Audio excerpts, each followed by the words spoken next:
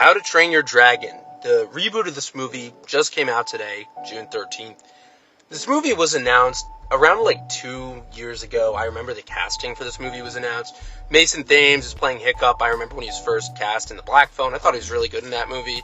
They also cast Nico Parker, who's Tandy Newton's daughter. She plays Astrid in this movie. Movie is basically beat for beat How to Train Your Dragon, the 2010 movie, which follows a young boy named Hiccup who belongs to a Viking warrior family, and he has to learn how to slay a dragon. His dad, played by Gerard Butler. In the original movie, he's voiced by Gerard Butler. Here, Stoic the Vast, he's played by Gerard Butler. He is the typical dad who wants him to slay dragons. The son doesn't want to. He's kind of weaker. He's more scared. He's not like the typical Vikings who want to slay dragons. It's a trope we've seen in every movie ever. And How to Train Your Dragon is not a particularly great reboot. It's really just pretty redundant.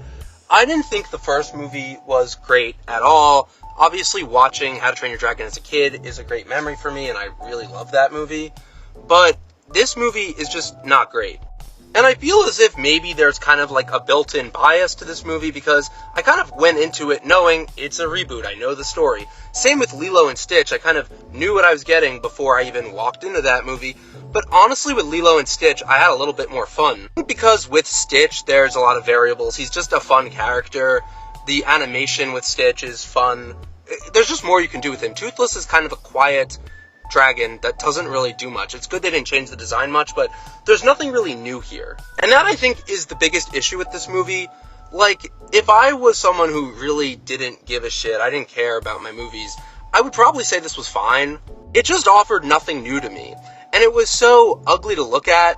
And when you have an animated film that is already, the animated How to Train Your Dragon movie isn't an amazing looking movie. And the animation is a little dated by today's standards, too. It's not that polished. It's not as sharp as most modern movies. But this movie really doesn't do anything to kind of bring the visuals, or turn them up or make them really cool. It's just a fairly okay-looking movie. It looks like a fake CG movie, like most modern movies. And that's not really a good thing. I think the child actors are really good. Like I said, Mason Thames is pretty good. Nico Parker's really great. I didn't think they had great chemistry, though. And again, maybe they were well cast for their individual roles, but there just really wasn't chemistry. And that's probably one of the other huge issues to me. This movie just feels very, very flat. Like I said, the locations are ugly, it doesn't look good, the characters are pretty thin, and they don't really feel that developed. There's something you just can't do in live action that you can do in animated movies that give the characters more. It's really hard to, get me to feel that Gerard Butler and Nick Frost are these two Viking friends.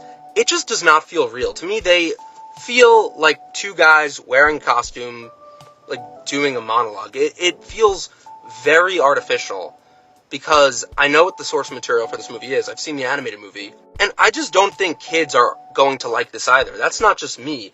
This movie just feels like something that isn't original or striking to look at. As a result, kids are probably only going to like the toothless scenes or the scenes where the kids are bullying, Hiccup, and the bullies get into fights. But even then, those characters feel more developed in the animated movie. These villains or, the bully characters who were voiced by Jonah Hill in the original, they're so thin here. They just feel like they're just added on. I feel like they have no character at all. So overall, it's just a very hollow, bland, nothing movie. I really felt nothing watching it, and I liked Lilo and Stitch more, just for how bizarre that was. And also, Lilo and Stitch was cut up so much to kind of make it more modern.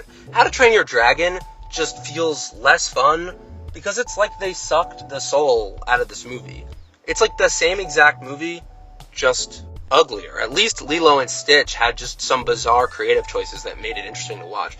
So let me know what you guys think of How to Train Your Dragon. Again, I think it's a movie that, kind of from the conception of it was kind of screwed.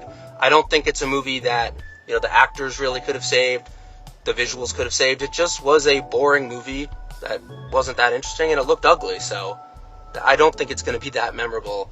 Just see the original. So let me know what you guys think. Thanks so much for watching.